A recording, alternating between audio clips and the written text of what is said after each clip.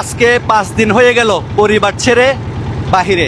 সন্তানের জন্য অনেক প্রাণ কাঁদছে। আমার প্রিয়তমা স্ত্রী রয়েছেন বাসায়, আমার অপেক্ষায় পথ গুনছে। পরিবার পরিজন ছেড়ে নিঃস্বার্থভাবে দক্ষিণ চট্টগ্রামের বন্যায় প্লাবিত পরিবারগুলোর পাশে আমরা রয়েছি।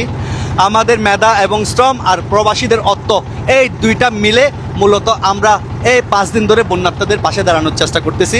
আজকে সুবিশাল একটা বুট নিয়ে আমাদের টিম মেম্বারদের নিয়ে প্রায় 200+ খাবারের প্যাকেট এবং রান্না করা খাবার নিয়ে আমরা চলে যাচ্ছি সাতকানিয়ার একটা দুর্গম এলাকায়, যে এলাকায় এখনও পর্যন্ত বহু পরিবার পানিবন্দী অবস্থায় রয়েছে। আপনারা সবাই দোয়া করবেন, প্রার্থনা করবেন সৃষ্টিকর্তার কাছে দক্ষিণ চট্টগ্রাম যেন আবার রিকভারি করে, আবার কামব্যাক করে চট্টগ্রাম যেন আবার সুস্থ হয়ে ওঠে। আপনারা সবাই দোয়া করবেন।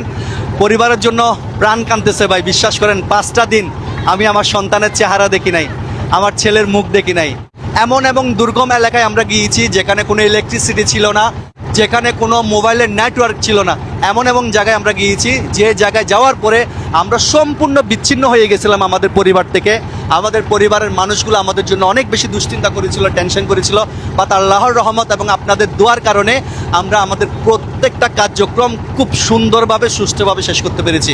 সো আজকে চলে যাচ্ছি সাতকানিয়ার একটা দুর্গম এলাকায় 200+ পরিবারের জন্য শুকনা খাবার এবং রান্না করা খাবার নিয়ে।